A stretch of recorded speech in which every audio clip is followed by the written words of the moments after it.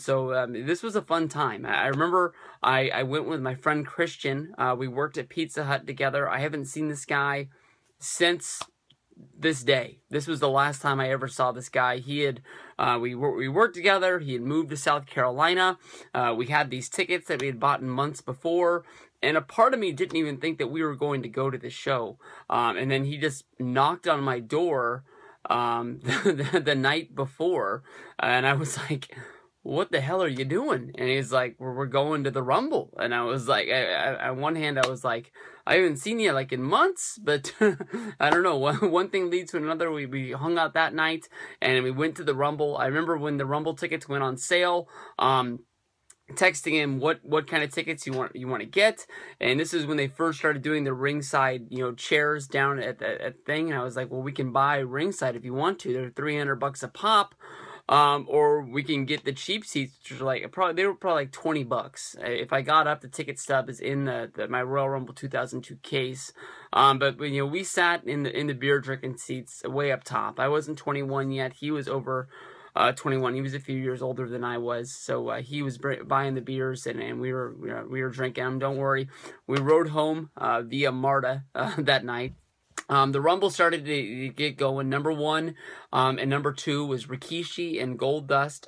Goldust was one of the surprise returns in this Rumble. We had Mr. Perfect was another one that was inside of this Rumble, and Perfect and Goldust at this time were basically brought over because at the time there was some startup companies that were getting kicked off, and in 2002, of course, TNA and XWF. I believe, which is sort of famous because they had a lot of WCW talent down there. This was like a startup company that was being run out of Disney, and they did one hell of a TV taping, but then it really didn't go anywhere from there. A lot of the guys ended up packing up and going over and working for TNA, but because of this, they didn't want these past WWF names to go to TNA and have them have a little bit of something to get started with. So basically they were brought in to WWE to make sure that they wouldn't be helping out them. So from then you had guys like Bossman, Bradshaw, Lance Storm, Al Snow. That's when Billy came in. Undertaker as probably one of the most memorable moments in his career at this, basically when he was chucked out of the Rumble by none other than Maven, who was the Tough Enough rookie at that time, which basically made Maven famous, where Undertaker would come back, kick his ass to the point where he was thrown out of the Rumble by a guy who wasn't even involved in this. But Undertaker had a big moment in this Rumble where basically he eliminated the Hardys. He was tossing guys out left and right. I believe he got like 5 or 6 eliminations in the middle of no time at all. From there, the ring just continues to fill up with guys. You got Chuck, DDP, The Godfather, Albert, Perry Saturn, and this is when it turned in to the big one. We got Stone Cold Steve Austin, who came out. Stone Cold was another guy that was heavily picked to go on to WrestleMania and win the big one. And you got Val Venus, Test, Triple H and Stone Cold Steve Austin basically at this time. This would be, I think this was after the two-man power trip, because I think they were doing the power trip in 2001 when him and Austin got hurt. They were a tag team and they wanted to see, who was the better guy. During this time, Stone Cold Steve Austin was the champion of WWF, but you could really tell that with the two-man power trip, they were really emphasizing on Triple H being the leader of that team, even though he was the Intercontinental Champ.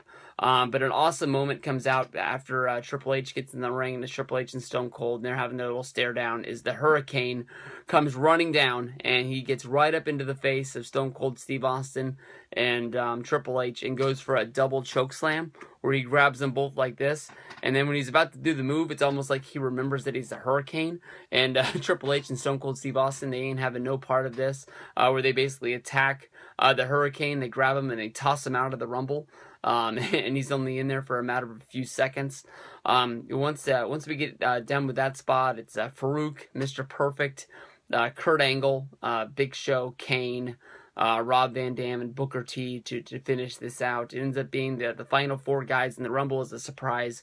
You've got Mr. Perfect, you've got Triple H, Kurt Angle, and Stone Cold Steve Austin. Austin is dumped by Kurt Angle. Mr. Perfect, who had been in there for a little bit, was dumped by Triple H.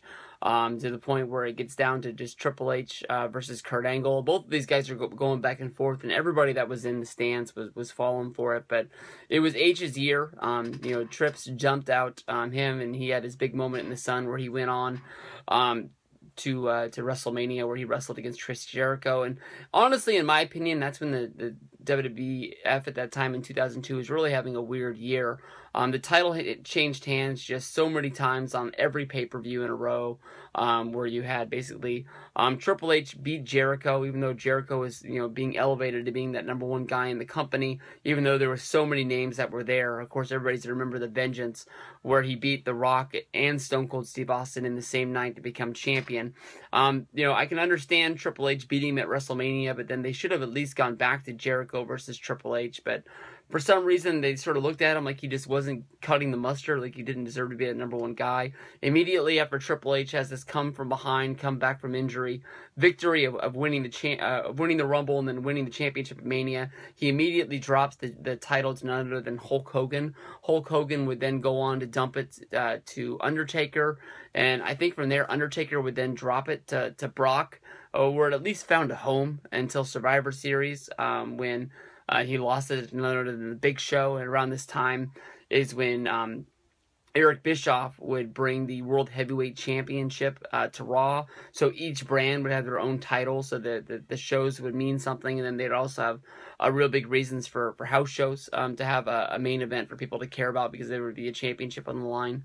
But I had a ton of fun. I still remember the 2002 Rumble being a fun trip there and back, riding the train, a lot like